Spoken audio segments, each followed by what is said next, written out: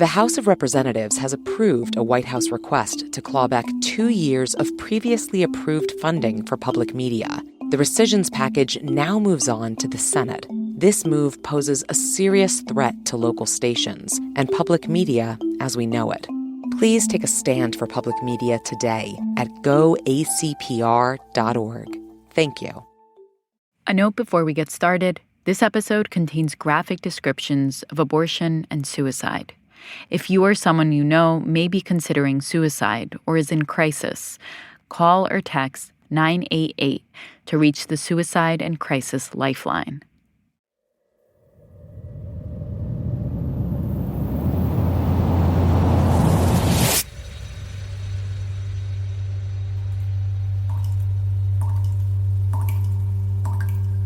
The police were startled by the announcement that the well-known Madame Restell had been found dead earlier this morning in the bathroom of her mansion on 5th Avenue. She rose in the night and went into the bathroom where she suicided. The coroner's physician examined the body and found that a deep gash had been cut across the front of the throat, severing the jugular vein. The water had been left running in the bathtub, and hence there was but little blood in the water, which still filled the tub. The body was cold, and it was evident that the woman had been dead for some hours. Read all about it. Morning paper. Read all about it. Morning paper. In the early hours of Wednesday, April 1st, 1878, the death of a woman named Madame Restell, known to some as the wickedest woman in New York, Read all about it. rocked the country. The Morning Herald, Wilmington, Delaware. Madame Restell found dead. Madame Restell left a fortune estimated at from $1 million to $1,500,000. The New York Times. Having for nearly 40 years been before the public as a woman who is growing rich by the practice of a nefarious business, she yesterday came to a violent end by cutting her throat ear to ear. The Cincinnati Daily Star, Cincinnati, Ohio. Another story is that Madame Restell was murdered through the instigation of wealthy people who had patronized her in her criminal business. Clarksville Weekly Chronicle, Clarksville, Tennessee. Crimes of this wretched woman were not hers alone. They were the crimes of a splendid, profligate society, of which she was simply the paid agent. She has simply done upon herself the vengeance which the law should have inflicted many years ago. Systematic murder was her trade. The murder of the unborn, perpetrated to shield the guilty lusts of the living. We are using language which will be blamed as shocking to society, but society needs to be shocked. Madame Restell was one of the key targets of a moral crusade that had swept the country.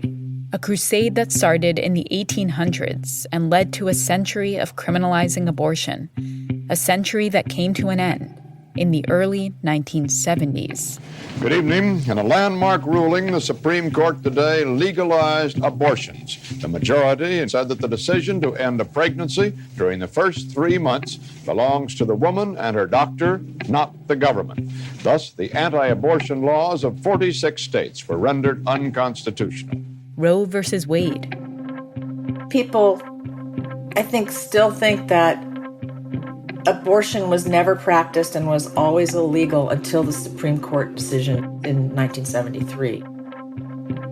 And they think that the decision created the practice of abortion and expanded it. And that is completely wrong. That is not true. It was legal under common law in the colonial era in what is now the United States, and in the early United States, it was not made criminal in the way that we think of it from conception on until late 19th century. And throughout all that time, abortion was practiced by many people and really accepted in a certain way by Americans. This is historian Leslie Regan. She's a professor at the University of Illinois Urbana-Champaign and author of the book When Abortion Was a Crime, Women, Medicine, and Law in the United States.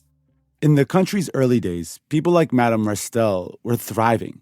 When she began her practice around the 1830s, she wasn't hiding her practice at all, but nor was anybody else. She just was she was a very good businesswoman, made a lot of money, and was very rich and obvious in New York City.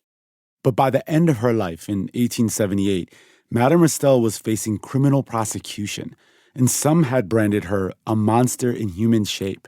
Her name had become synonymous with abortion. Over the course of a couple decades, the country had moved from thinking of abortion as a personal matter, a common practice that happened everywhere, albeit quietly and in private, to a criminal offense outlawed across the country. The question is, how and why did that change happen?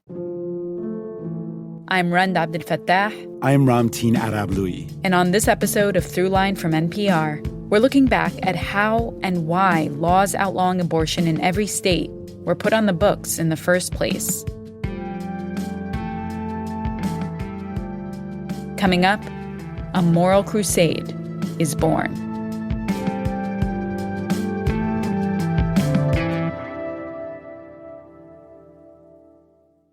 Hello, this is Emily from Lompoc, California, and you're listening to Throughline from NPR.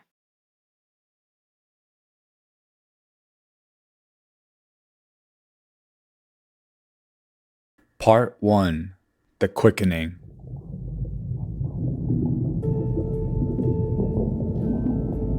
Dear Father, I did not sail before 8:30 last night, as the vessel had to wait for a passenger.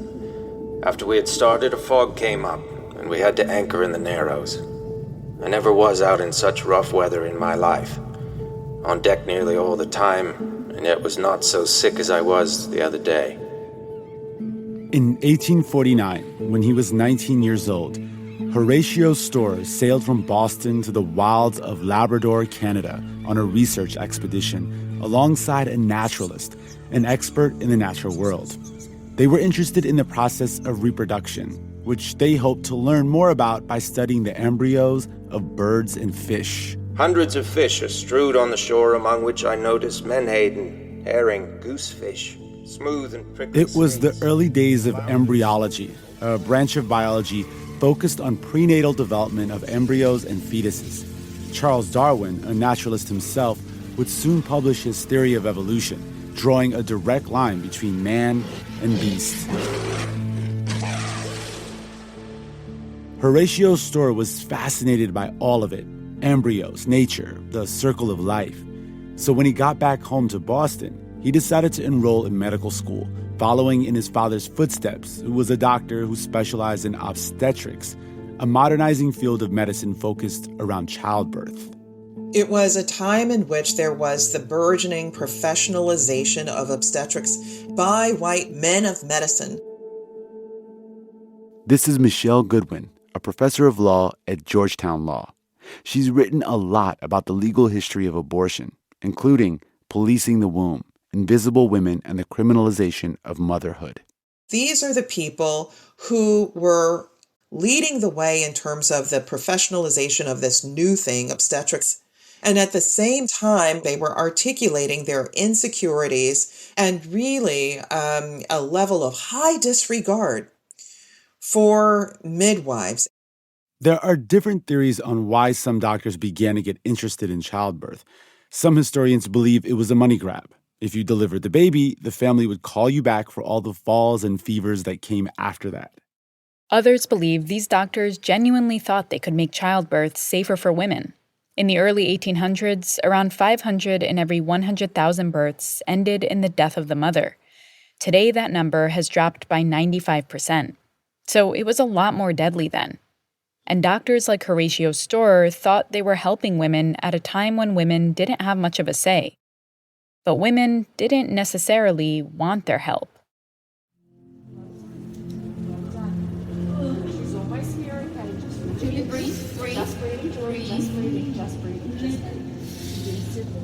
For tens of thousands of years, childbirth and pregnancy was all in the domain of women. Historian Leslie Regan again. Midwives delivered babies, and they did it surrounded by her friends, her mother, her sister, potentially her daughters, neighbors.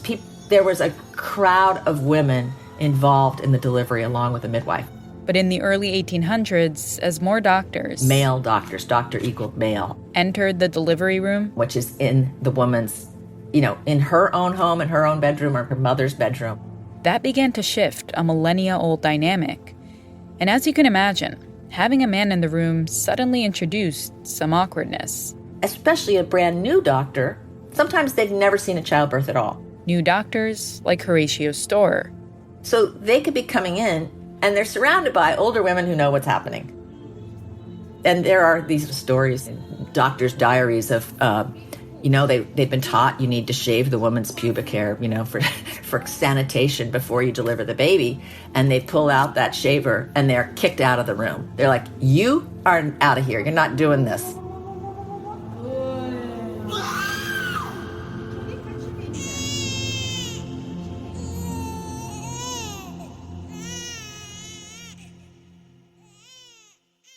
Storer and his fellow specialists in women's health didn't just face skepticism from women in those delivery rooms. Other doctors also looked down on them. Because as you think about it, they were entering a profession where nearly 100% of it had been done by women. More than 50% of that had been done by Black women. Some even referred to the specialty as man midwifery. It was a time when modern medicine was still in its early days. There were no antibiotics, no pregnancy tests, no ultrasounds. People didn't really go to hospitals. C-sections were rarely done and even more rarely successful.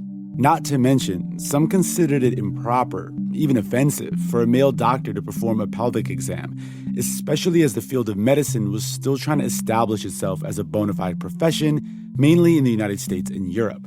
For the most part, up until the 1870s in the U.S., there were no laws regulating who was a doctor. Then, some states began passing medical licensing laws. More medical schools opened up. And in 1847, a small group of doctors started the American Medical Association, the AMA. They explicitly do not include women, and African Americans are not part of their medical profession. Chapter 1 of the duties of physicians to their patients and of the obligations of patients to their physicians. And they laid out an elaborate code of ethics. Physicians are enabled to exhibit the close connection between hygiene and morals. Physicians, as conservators... Despite their best efforts, the AMA wasn't having much luck convincing people to take them seriously.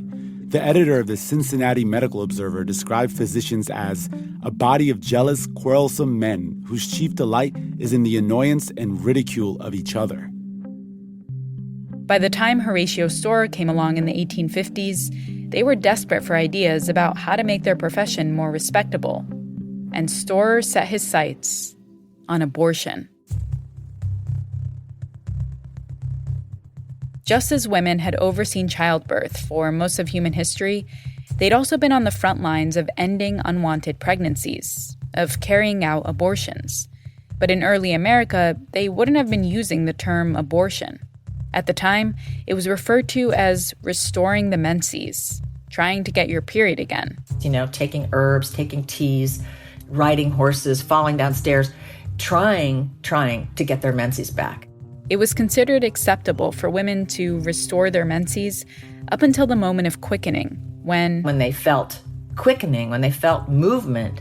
Which for some women doesn't occur until the 5th month of a pregnancy. So people didn't wrestle with this as a moral or ethical or even a legal question if a woman engaged in that practice before about the 4th or 5th month of pregnancy.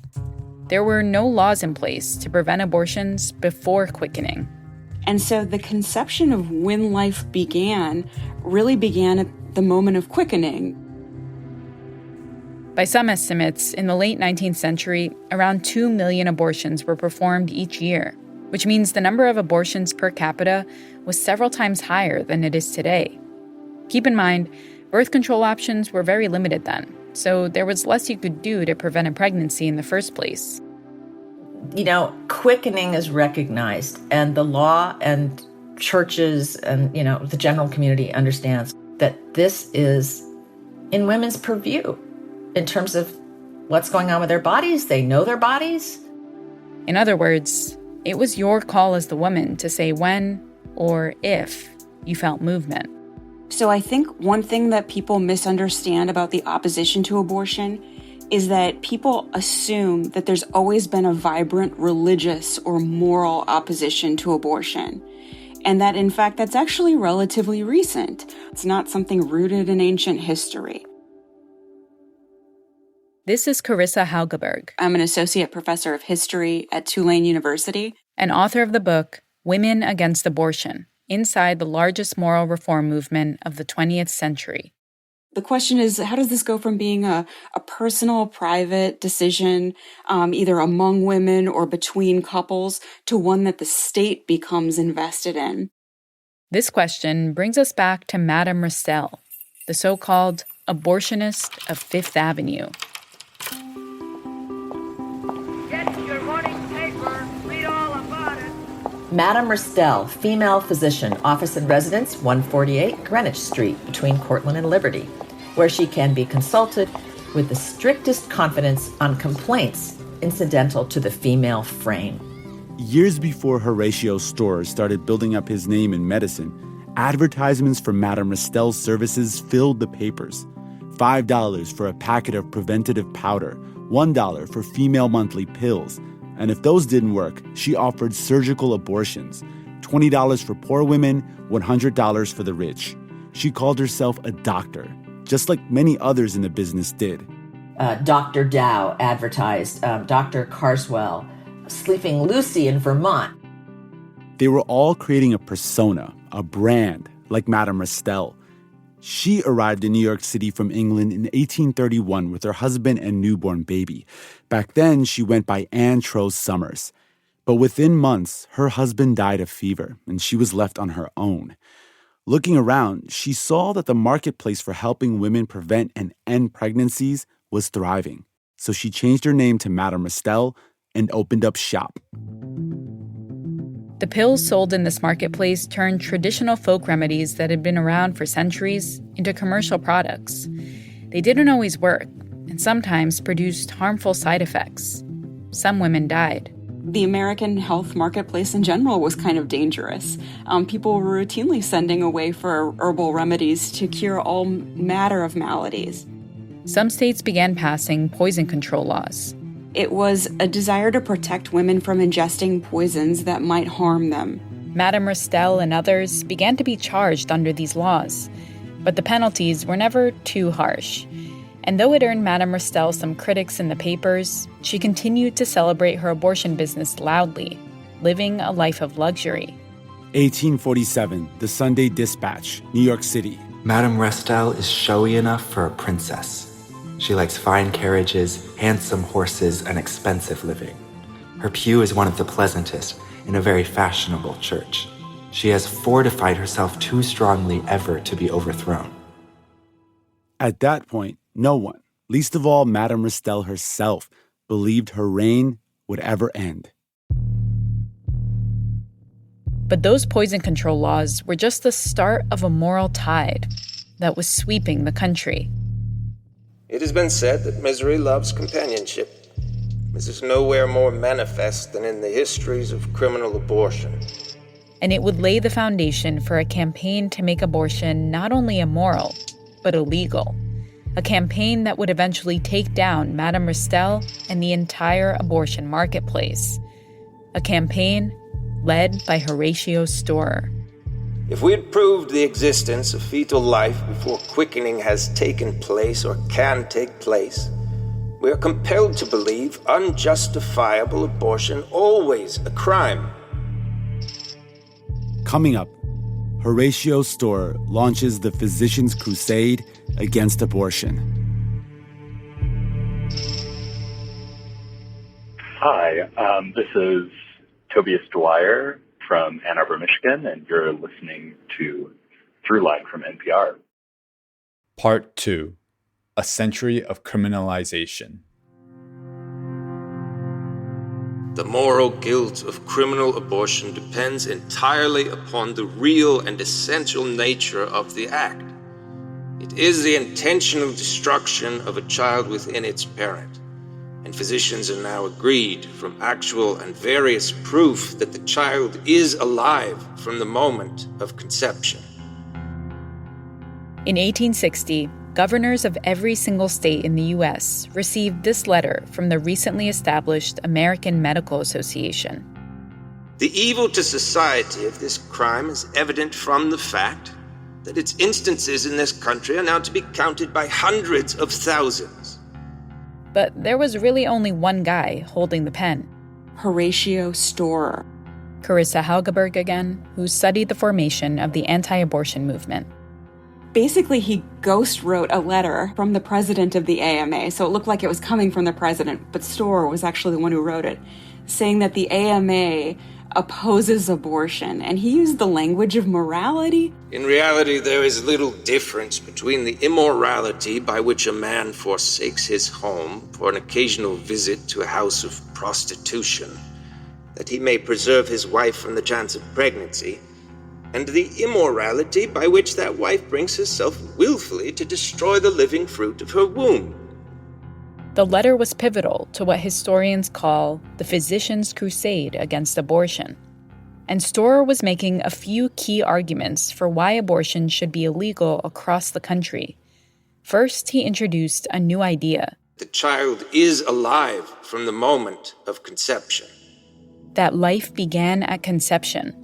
Remember, up till now, people generally agreed that life began when a woman could actually feel life move inside her, at quickening. But that wasn't enough for Storer. He campaigned on a moral argument that also tapped into the racial fears of the moment, fears that would eventually inspire a pseudoscientific field of, quote, racial improvement and planned breeding of the population. American eugenics. These racial fears would inspire forced sterilization programs to decrease certain populations, whereas Storer's anti-abortion campaign was trying to increase other populations by focusing on Protestant white women. Because elite Protestant white women were often the ones going to people like Madame Restell, and people like Horatio Storer were realizing that that had consequences. The birth rate for Protestant white women had been declining over the course of the 19th century. So he had fears of what was commonly referred to as race suicide, that the Anglo stock wasn't going to replenish itself fast enough to keep up with the swells of new immigrants to the United States. And who is going to have power and populate this country and populate the Great Plains and the Great West? Well, it is going to be Chinese migrants, it's going to be African Americans, newly freed people, and Catholics. They are not the ones using abortion. It's our, Yankee women who are using abortion, trying to get into medical school, trying to do politics when they should be at home having babies and taking care of them. They began to say we need white women to use their loins because they're concerned about the blackening and the browning of what at that point became the United States. And this real concern that when black people become free, what will this mean for white people? And white women become a key to that. So part of Storer's thinking was that criminalizing abortion would help rebalance the scales of who was being born into this country. But there was more to his strategy. He saw this as a way to finally knock out the competition. Midwives and people like Madame Restell.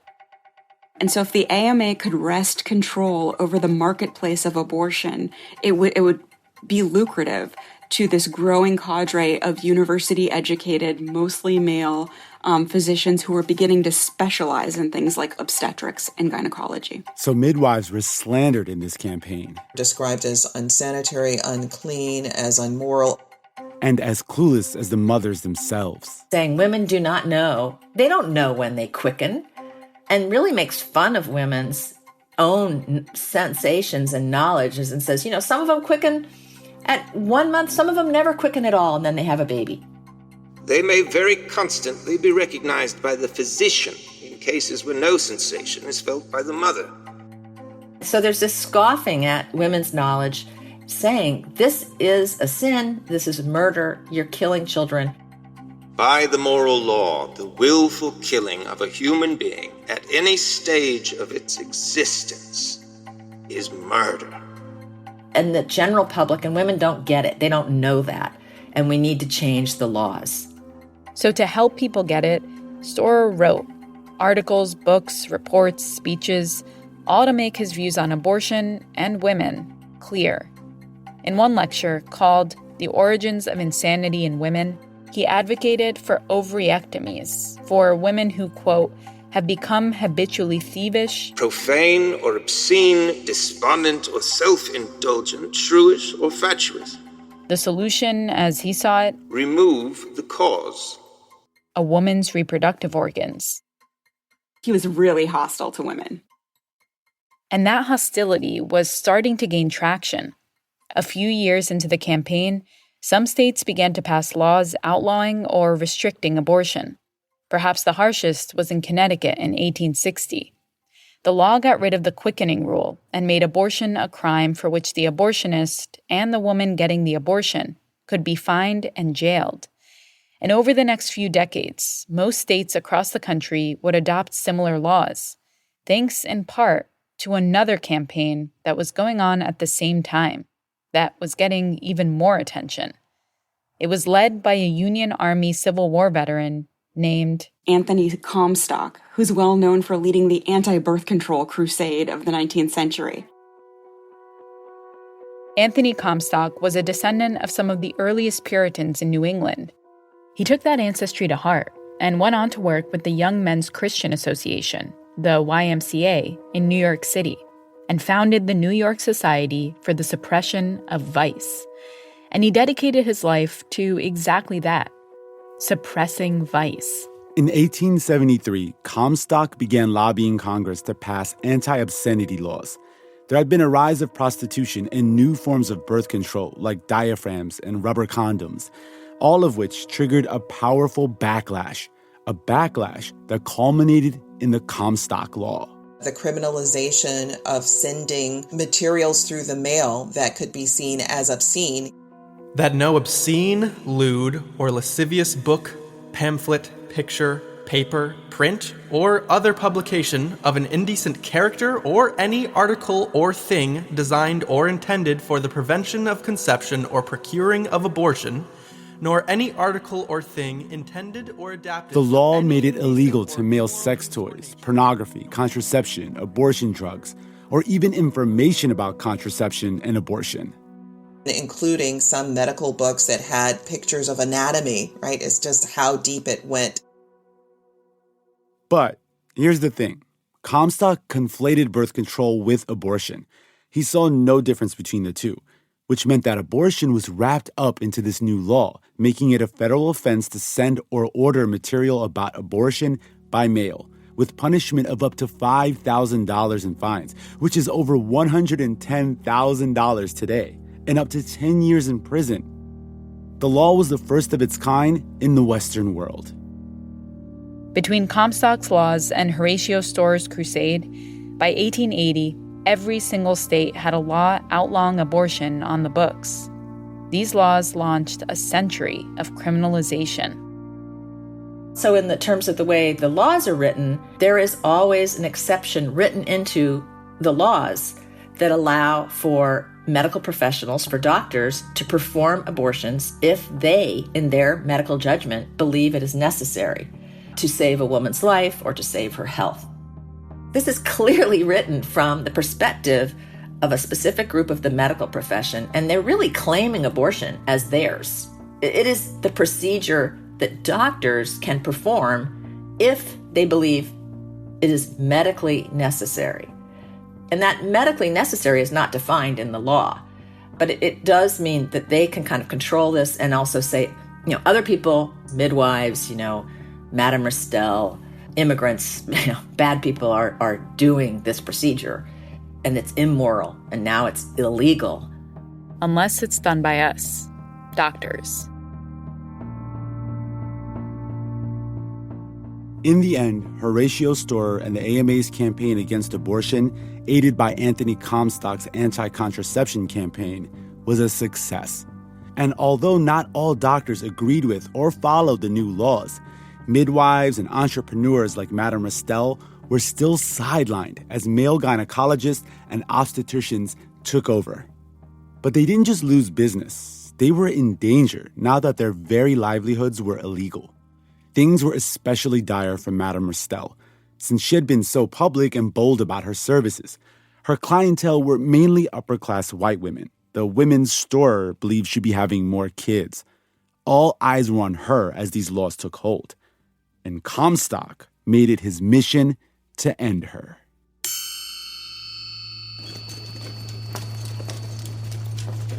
In 1878, he rang her doorbell on East 52nd Street, pretending that he was a married man seeking an abortion for his wife who already had too many children and wasn't in good enough health to birth another.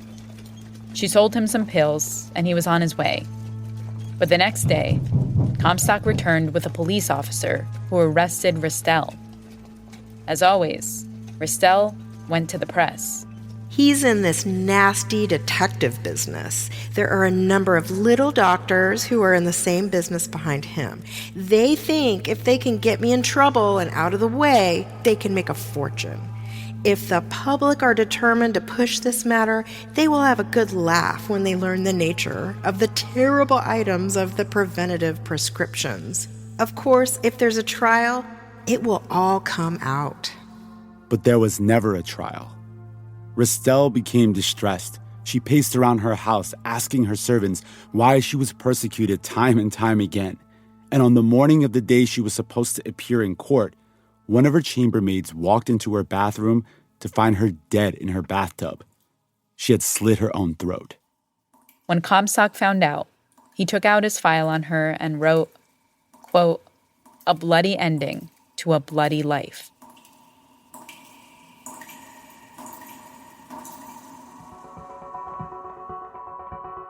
As for Horatio Storer, he co-founded the Gynecological Society of Boston, which focused on diseases that affected women and reproductive health, and came to be known as a pioneer in the field of OBGYN, obstetrics, and gynecology. When we think about this, is there any wonder why, for so long, medicine looked white and male in the United States? What explains that? It's certainly not because women aren't intellectually curious about medicine. It's not because women don't know how to read books. It is because the American Medical Association, through the tools of all of this time, very specifically made sure that women would be cut out.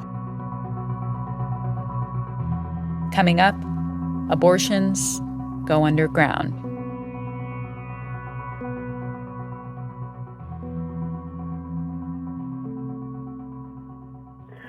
Hi, my name is Fen Corso. I'm a teacher from Tampa, Florida, and this is Throughline from NPR. Part 3. Into the Shadows. I still remember the sound.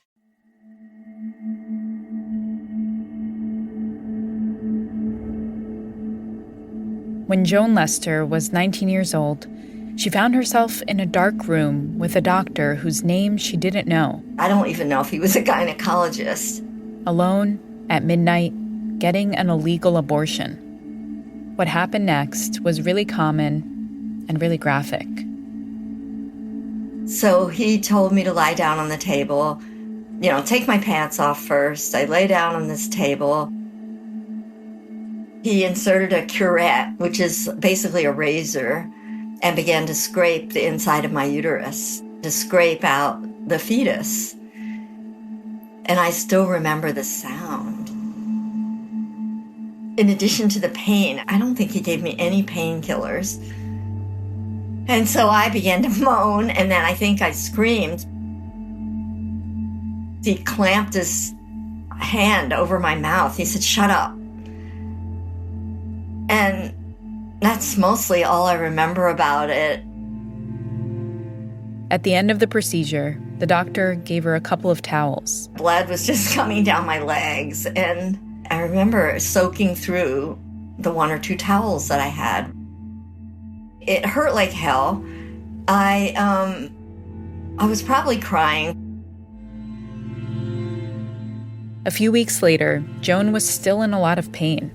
So she went to the closest hospital, looking for answers, looking for help. I got to the hospital emergency room, and there was a doctor there who was the admitting doctor. She told him she'd had an abortion. And there I am, writhing in pain. When suddenly, his whole demeanor changed. And he said, "You're an abomination. This is God's punishment to you for your sin, for what you've done.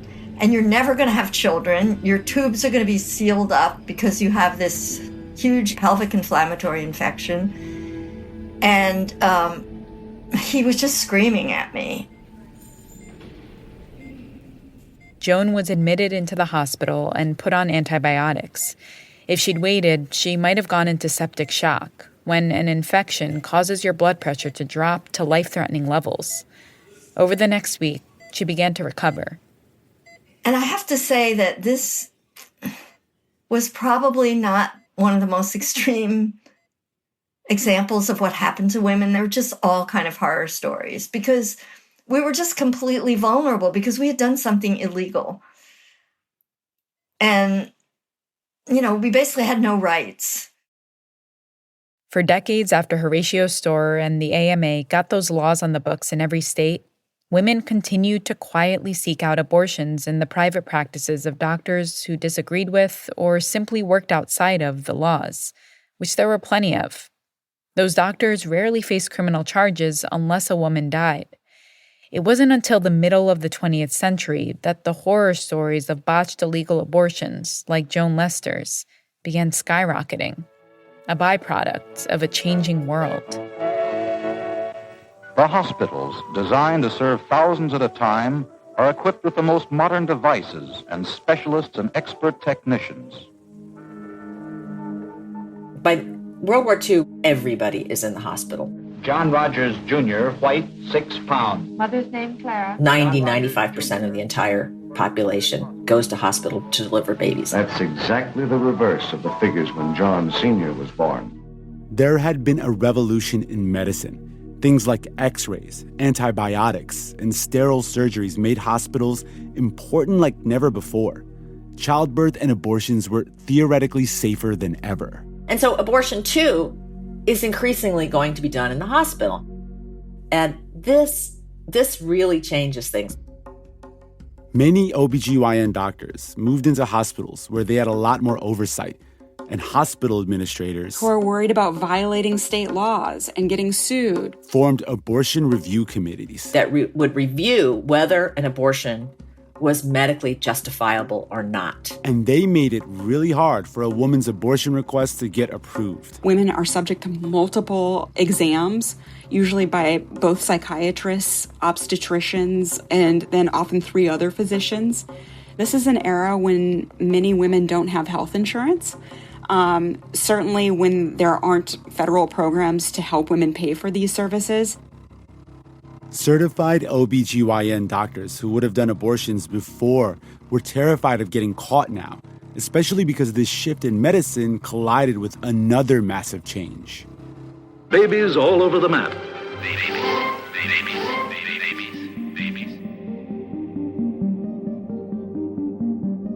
After World War II, we had the baby boom, and there was enormous pressure put on American women to have children.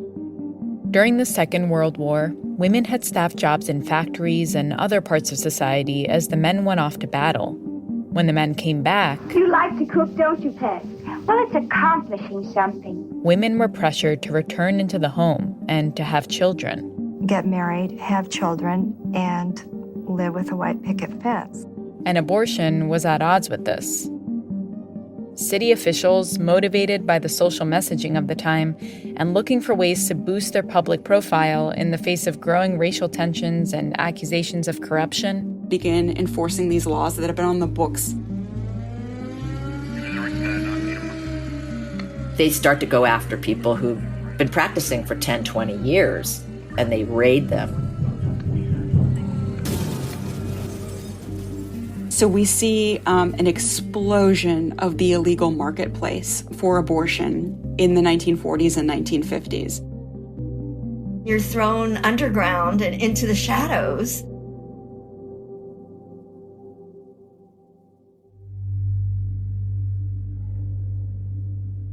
As the illegal marketplace flourishes, a whole host of people fill that vacuum.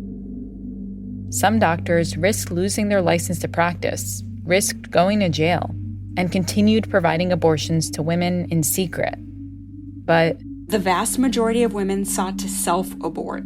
I heard of people throwing themselves downstairs or drinking Clorox or, various kinds of poisons. There were women who died in motel rooms, sitting on top of clumps of towels, people coming home and finding daughters dead in bathtubs, bleeding out, coming home and finding wives on the top of dining room tables, having used hangers and things like that.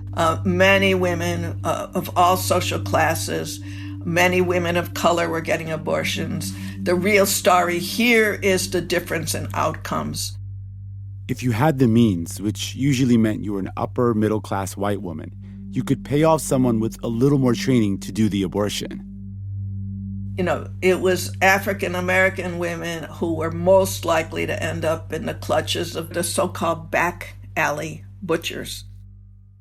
This is Carol Jaffe. I'm a professor at the University of California, San Francisco. It's hard to pinpoint exactly how many illegal abortions were being carried out in this period.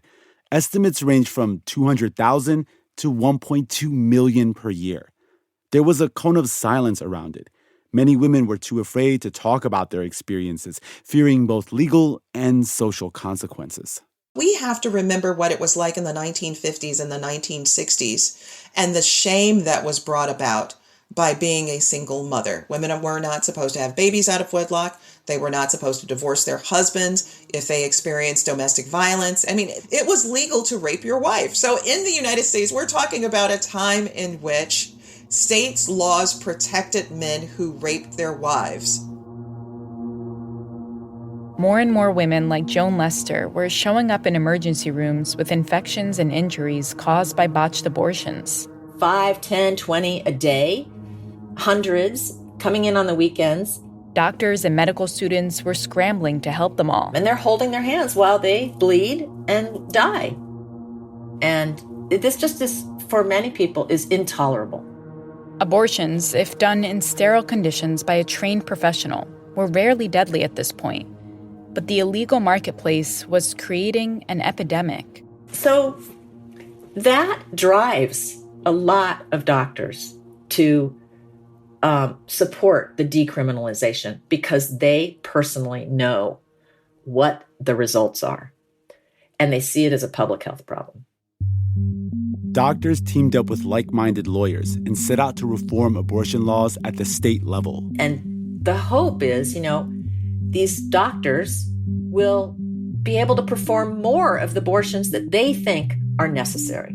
In cases where women had been raped or the mental or physical health of the fetus was at risk, a group of doctors had been responsible for getting laws against abortion rights on the books.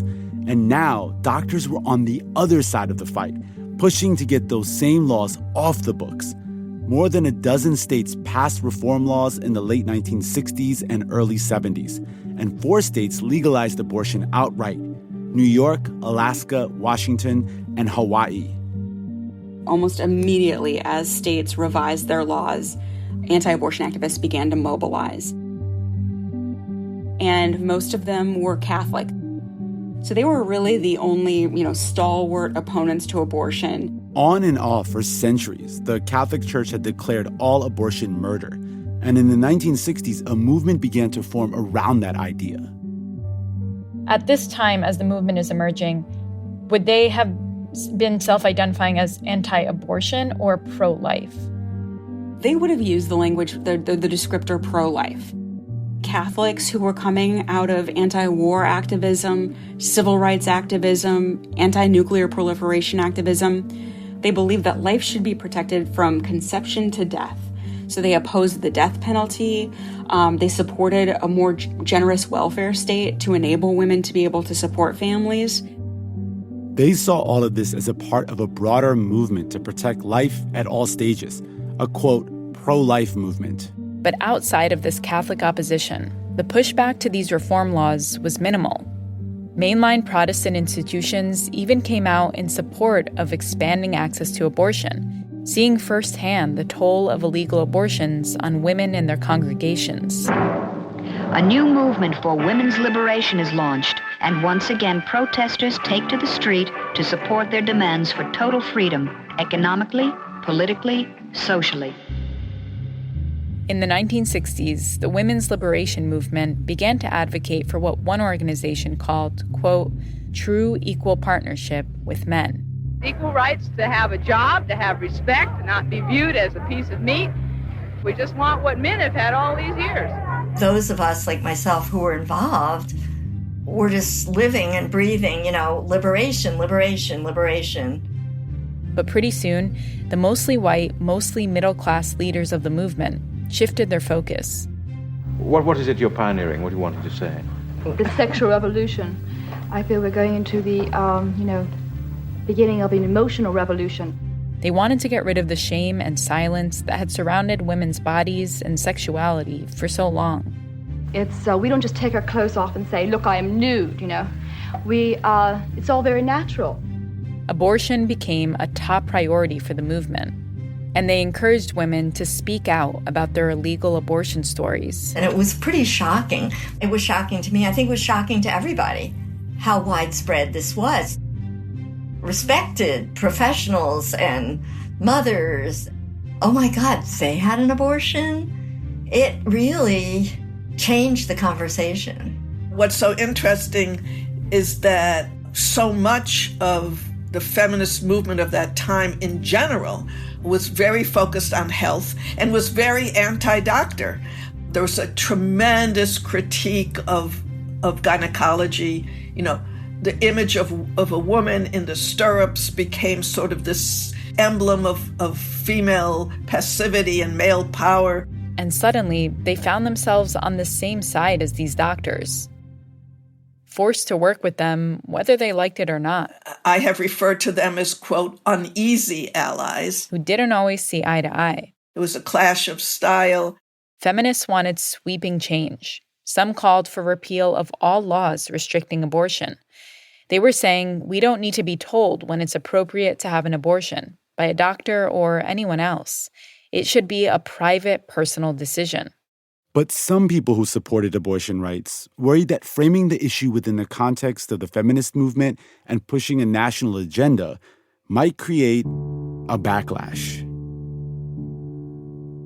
So for the women who opposed abortion beginning in the late 1960s, they understood the sexual revolution as a threat to the family, something that might cause men and women not to get married and have children in the orderly way that they should. They believed that they were suddenly being criticized as being stupid or being dupes for having that lifestyle. And there was a fear that abortion was just the beginning of the end of that lifestyle.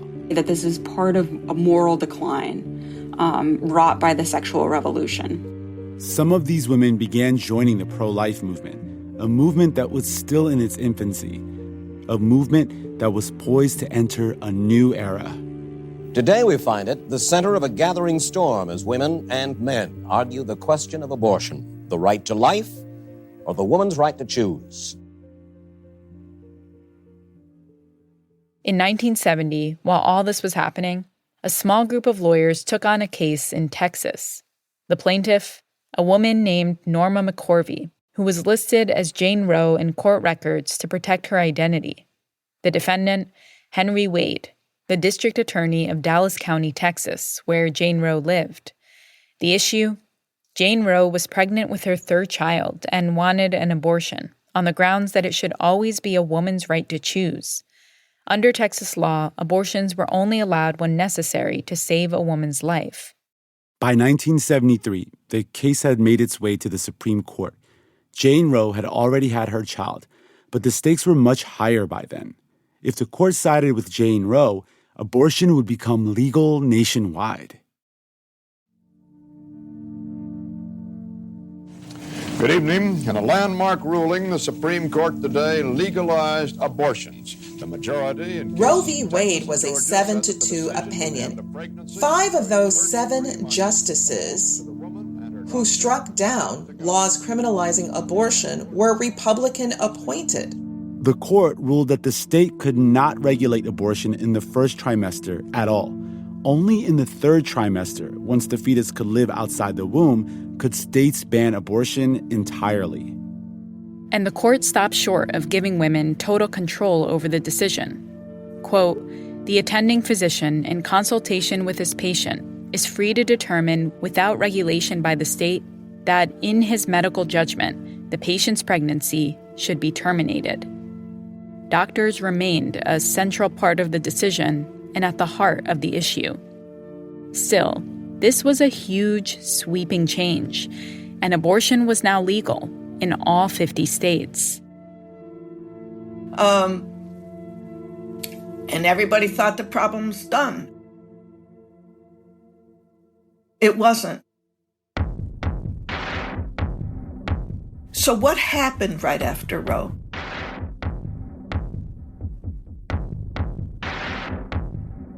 What happened right after Roe? Check out our episode, After Roe, to learn more.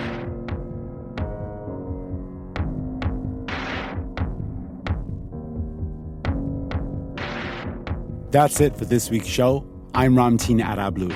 I'm Rand Abdel Fattah, and you've been listening to Throughline from NPR. This episode was produced by me. And me, and Lawrence Wu, Lane Kaplan-Levinson, Julie Kane, Victor Ives, Anya Steinberg, Yolanda Sanguini, Casey Minor. Fact-checking for this episode was done by Kevin Vogel. Thank you to Turner Ross, Blaze Alder Ivanbrook, Lawrence Wu, Julie Kane, Benjamin Swift, Owen Perry, Sam Clegg, Shahir Khan, Eric Liu, and Bergen Hoff for their voiceover work. And a special thanks to Deb George for her editing support. Thanks to Sarah McCammon, Tamar Charney, and Anya Grundman. This episode was mixed by Josh Newell. Music for this episode was composed by Ramtin and his band, Drop Electric, which includes Anya Mizani, Naveed Marvi, Sho Fujiwara. If you have an idea or like something you heard on the show, please write us at throughline@npr.org. If you or someone you know may be considering suicide or is in crisis, call or text 988 to reach the Suicide and Crisis Lifeline. Thanks for listening. The Middle East is dominating this week's headlines. On Consider This, we dive into what's at stake in a war between Israel and Iran. Plus, we take a look back at the Iraq War and lessons from 2003. Listen now to the Consider This podcast on the NPR app or wherever you get your podcasts.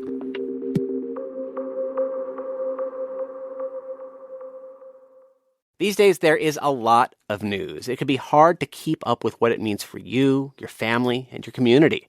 Consider This from NPR is a podcast that helps you make sense of the news. 6 days a week, we bring you a deep dive on a story and provide the context, the backstory, and analysis you need to understand our rapidly changing world. Listen to the Consider This podcast from NPR. As conflicts spread across the Middle East, it can be hard to keep up with important developments. Stay on top of the world with the State of the World podcast from NPR. With journalists across the Middle East and around the globe, we get you caught up on what matters in just a few minutes. Listen to State of the World from NPR every weekday.